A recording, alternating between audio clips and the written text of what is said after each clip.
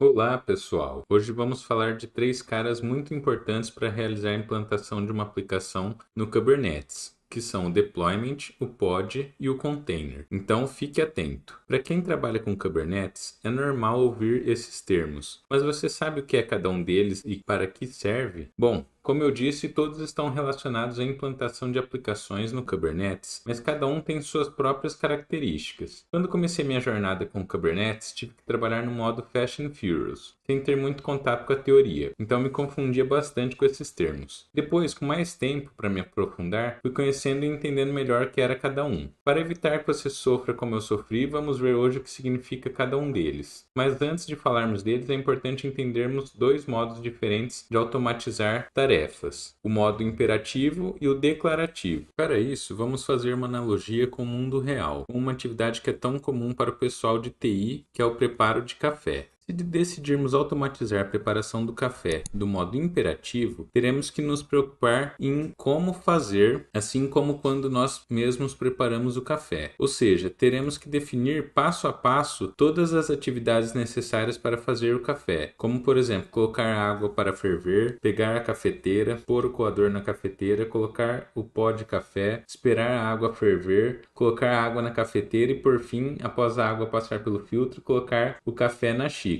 Esse modo dá bastante controle sobre todo o processo, pois define exatamente como cada atividade será realizada. No entanto, isso exige que você tenha conhecimento sobre o como fazer. Um outro modo de preparar o café é o modo declarativo. No mundo real, podemos pensar que é o que fazemos quando usamos uma máquina de café. Nesse caso, nossa preocupação deve ser com o que fazer, por exemplo, escolhendo o tipo de café que queremos, a quantidade de açúcar, a temperatura, etc. Essa é a nossa intenção, ou seja, estamos definindo o resultado esperado e não mais os passos intermediários. No fundo, o que estamos fazendo é uma configuração, que é um processo mais abstrato e que não exige conhecimento de como fazer. Nesse exemplo do café, o conhecimento sobre como fazer está encapsulado na máquina de café. No Kubernetes, vamos usar modo declarativo para implantar aplicações, definindo o estado desejado. O Kubernetes sabe como subir a aplicação e mantê-la no ar. Portanto, mantendo nossa analogia, o Kubernetes é a nossa máquina de café. Agora que entendemos esses dois modos, vamos falar sobre o deployment.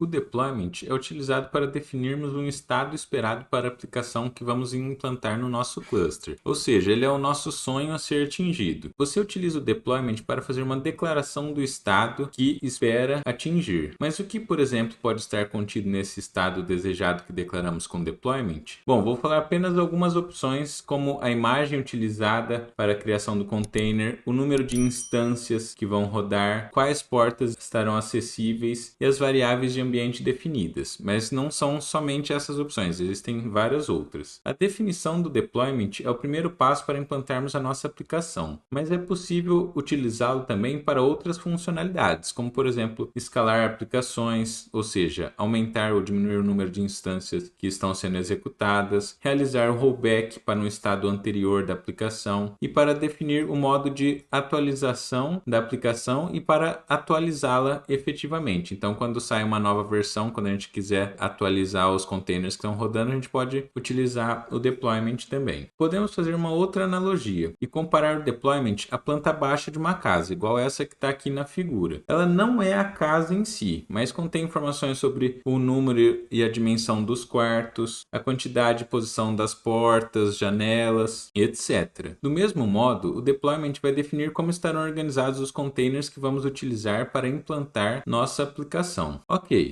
ter a planta da casa é legal, mas não adianta nada se não tivermos a casa de fato. Nessa analogia, quem sabe interpretar a planta e construir a casa é o Kubernetes. Para isso, ele cria o pod. O pod é a menor unidade implantável no Kubernetes. Poderíamos pensar que a unidade de implantação seriam os containers, mas às vezes alguns containers apresentam um alto grau de integração e faz sentido que eles compartilhem recursos, como armazenamento, recursos de rede e mesmo namespace de processos. Por isso, um pod pode ser composto de um ou mais containers, que representam um serviço que a gente quer disponibilizar. É mais ou menos como uma vagem de ervilhas que a gente vê aqui na imagem, na qual as ervilhas são os containers e a vagem é o pod, que por padrão isola e protege os containers do mundo externo, mas permite que se comuniquem mutuamente. É importante dizer, por padrão, cada pod recebe um IP interno, que está representado aqui na figura, que representa o seu endereço no cluster. E todos os containers do pod são criados no mesmo nó do cluster. Então a gente vê aqui a figura de um pod,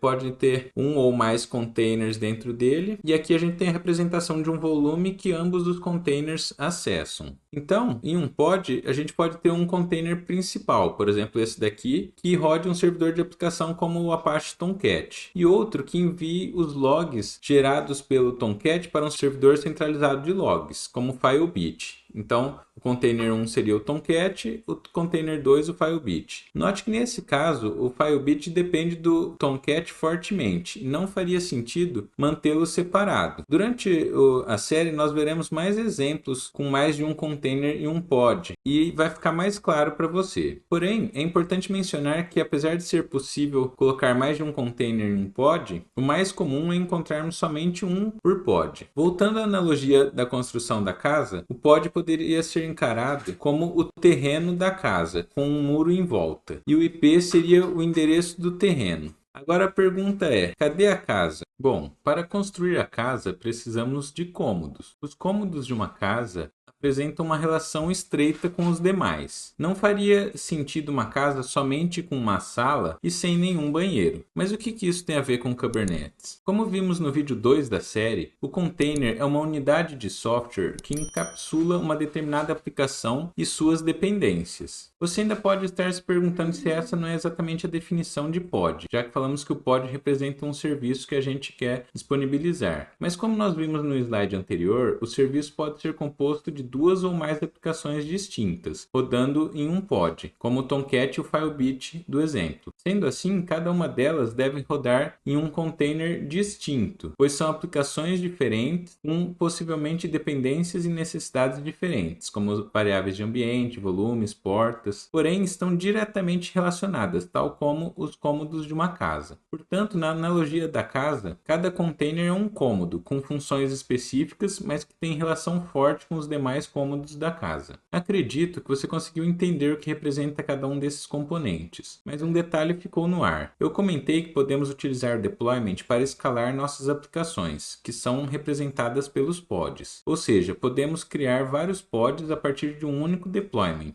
Portanto, podemos usar a mesma planta da casa para construir várias casas iguais como se fosse um conjunto habitacional. E quem é o responsável por construir estas casas? A nossa empreiteira é o Replica Set. No deployment, além das informações sobre o pod, temos o número de pods que devem existir. Com isso, o Kubernetes cria o Replica Set para garantir que o plano está sendo cumprido. O Replica Set fica então responsável por verificar se o número de pods rodando é igual ao número de pods desejado. Se houver menos pods ativos, ele é capaz de criar novos pods. Se em algum momento houver mais pods do que o previsto, ele remove pods desnecessários. Agora que conhecemos cada um dos componentes envolvidos, vamos colocá-los na ordem que são efetivamente criados. Inicialmente, devemos definir o deployment, que, como vimos, declara o estado desejado para a implantação da nossa aplicação. Nele serão definidos os containers, imagens, portas, volumes, variáveis de ambientes e